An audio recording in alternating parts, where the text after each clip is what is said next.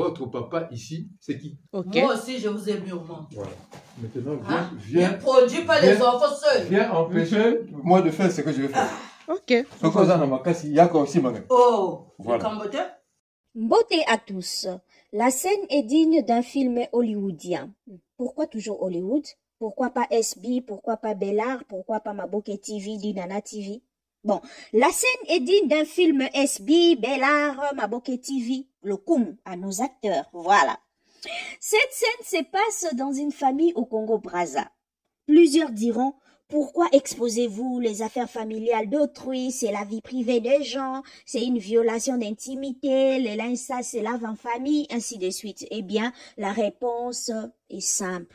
Cette vidéo circule depuis 6 jours déjà sur la toile, donc nous ne sommes pas le premier à les diffuser et cela a été filmé par eux-mêmes, sous l'ordre de papa. Voilà. Pour quelle fin? Nous ignorons. Comment cela s'est retrouvé sur la toile? On ne sait pas. Et pour la courte histoire, depuis plusieurs mois, le monsieur soupçonnait sa femme de lui avoir été infidèle, à telle enseigne qu'il est allé jusqu'à commander un kit test ADN et faire un prélèvement pour des analyses au laboratoire. Je vous laisse suivre cette courte vidéo et nous nous retrouvons tout juste après. Suivons. Hein? Ils ont se battre. Vous n'allez pas toucher à ça. Ça est là. Vous n'allez pas toucher à ça. Vous n'allez pas toucher à ça. Votre papa ici, c'est qui? Moi aussi, je vous aime mûrement. Voilà. Maintenant, viens. Ne produis pas les enfants seuls. Viens empêcher moi de faire ce que je vais faire. Oh, voilà. Ne prenez pas ça. Non. Moi aussi, je suis votre maman. Ma, écris ici. Hein? Non. Ne touchez pas. Prince, écris-moi ça. Ne touchez pas. Ne touche pas ça. Pépin, arrête. Pépin. Mais ça se passe pas comme ça. Pépin. Ça se passe pas comme ça. N'ouvre pas la bouche. N'ouvre pas la bouche. Triste réalité, c'est 28 années de mariage qui part en fumée. Quel gâchis. 28 ans, vous avez formé une famille et vous avez traversé des moments de joie, de tristesse, de pleurs, tous ensemble. Le mensonge et les couples ne font pas bon ménage du tout. Le mensonge, c'est une trahison. La confiance est brisée de chez brisée. Le couple bat de zèle. Pour cette famille, selon certaines personnes, le monsieur serait en couple déjà avec une autre femme et veut foutre en l'air et veut tout foutre en l'air avec un test ADN trafiqué pour enfin se débarrasser de celle-ci. Pour d'autres personnes, au contraire, le monsieur a simplement découvert l'infidélité de sa femme pendant de longues années et veut en découdre à sa manière. Et devant cette vidéo, les avis sont mitigés.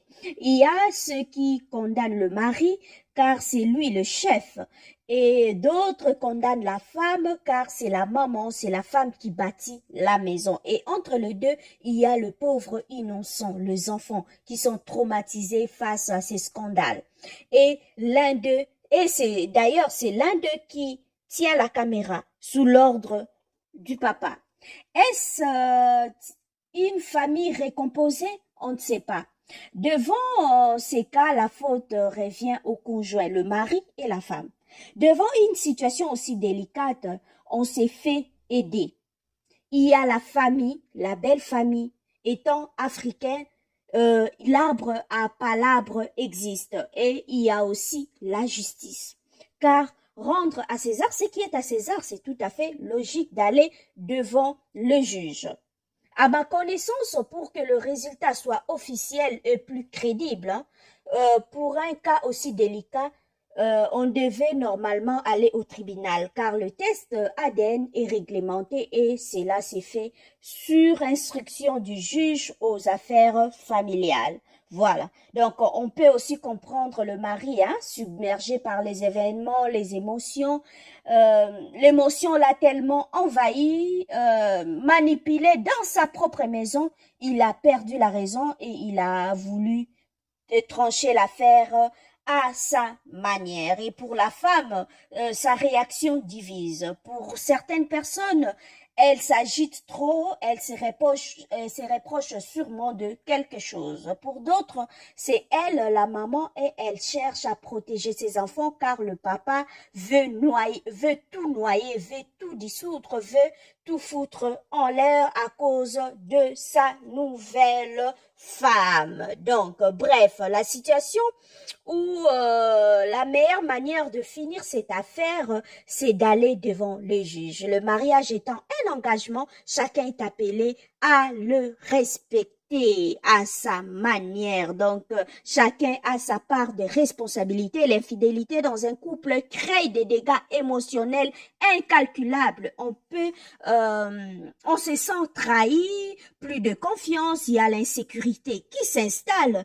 face à l'infidélité. Le plus souvent, on ne sait plus quoi faire.